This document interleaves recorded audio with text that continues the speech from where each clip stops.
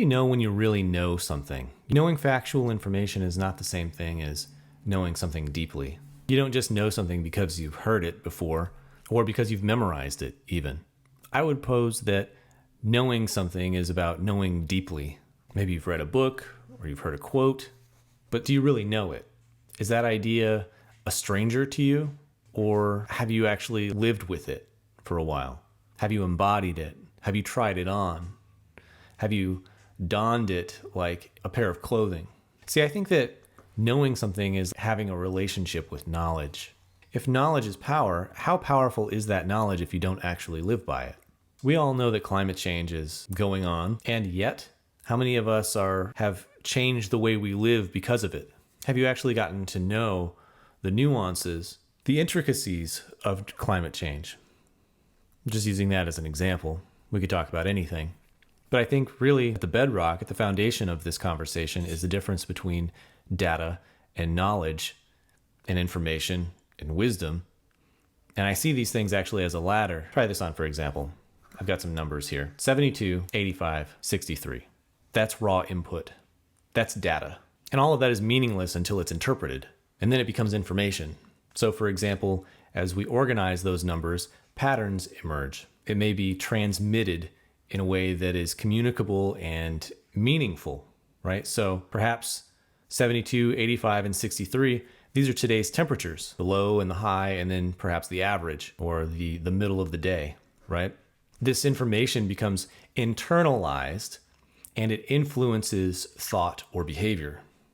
So it often becomes personalized or contextualized or applied in some way. So now that we know what today's temperatures are, we know how to dress today because we understand that it's going to be between 63 and 85 degrees. So then knowledge, once you understand the underlying principles and the connections of bits of knowledge, we then can transform that into understanding, which is the why behind the what. So why is it the temperatures that it is today? Well, I understand how weather patterns create temperature shifts, right? It's springtime, and so the weather here is between 63 and 85 degrees. But in a few months, it's going to be 85 is going to be the low for the day. I'm going to wake up in the morning, it's going to be a sultry 85 degrees.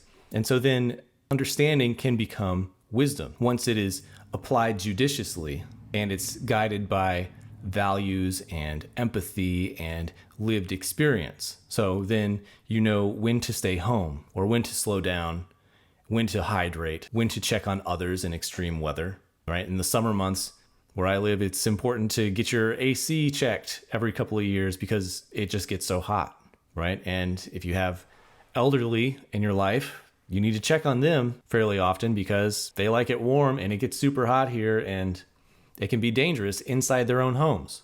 So you see, knowing something isn't the same as memorizing it. Knowing that it's 63 degrees is the low and 85 degrees is the high. It's slightly important, but knowing what to do with that information is more important.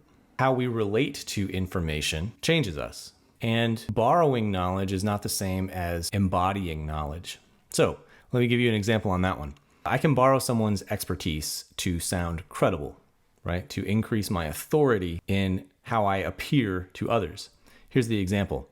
Did you know that tardigrades, which are microscopic water bears, they have survived direct exposure to the vacuum of space? Makes me sound smart, doesn't it? It's impressive. But I've actually just parroted a cool fact of which I know nothing about. Unless I have studied extremophile biology, that is not my field. That knowledge is not mine. I borrowed it. I didn't know that until I looked it up. Do you even know what a tardigrade is? It's like a little microscopic organism. It's akin to bacteria, or I honestly don't know what it is. It's called borrowed authority. It's not the same as lived understanding, right? So I took a fact based on data and made it look like I knew something, but honestly, I did not truly understand it, and I have no wisdom on the subject whatsoever. Someone of higher authority and expertise could say, that's not true, and I'd have to submit. I'd have to believe them. Be like, you're right. You're probably right, because I don't know what I'm talking about. I just parroted someone else's information. So that's what knowledge is conceptually on a basic definition, and how the different forms of information or knowledge or knowing have this ladder effect from data to information to knowledge, understanding, and wisdom. But what does it mean to build a relationship with knowledge?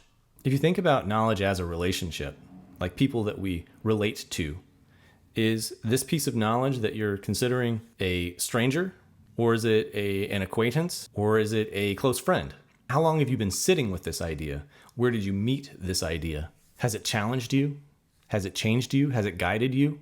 Do you return to it in challenging moments, or is it just a memory from, say, a podcast that you picked up? See, relationships take time and attention and reflection. Like people, some ideas become mentors or companions or even family. And repetition, taking time to revisit information, is intimacy. And every encounter deepens your understanding. So how can you really tell where you are in that spectrum? How do you know if you really know something? Well, I have some additional questions for you. Can you explain it in your own words? Have you used it to make a decision or take action? Could you teach it to someone else? Does it live in your life, or is it just floating around the back of your brain somewhere, or maybe in your notebook or in your notes app? You see, being able to teach a concept is proof of knowing. But you have to be careful that you're not just parroting someone else's words. And do you know the difference? Can you tell if you're parroting someone else's words or if you're speaking from your own voice? Have you spent time investigating the idea? When you first heard about it, did you actively seek out more information? Did you try to see what other people are saying about that topic? You see, we all have a lot of friends and family who parrot information that they heard on the news or that they saw on Twitter or TikTok or on Instagram. Do you get your information from the same podcast week after week? Or do you take time to seek out other people's points of view, especially people who disagree with that person? See, true understanding, true knowledge doesn't come from a singular point of view. It comes from having a three-dimensional point of view.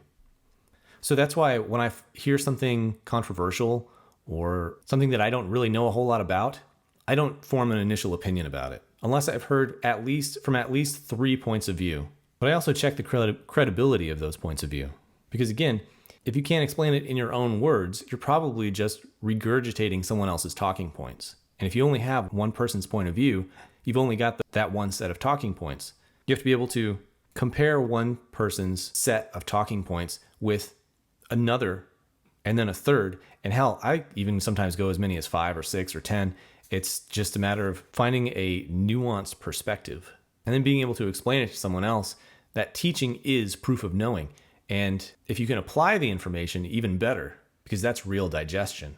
Living knowledge is different from inert knowledge. If you're passively consuming knowledge and it doesn't go anywhere, then it's inert. Have you put it to life? Done anything with it? Why does this matter? Why am I talking about this? Because ideas are shaping you, whether you know it or not. The knowledge that you are cultivating right now is having an effect on you.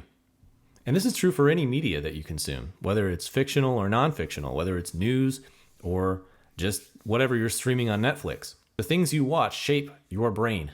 So I'm curious, what's one concept you've brushed past, but you want to revisit? What kind of relationship do you want to have with what you're learning?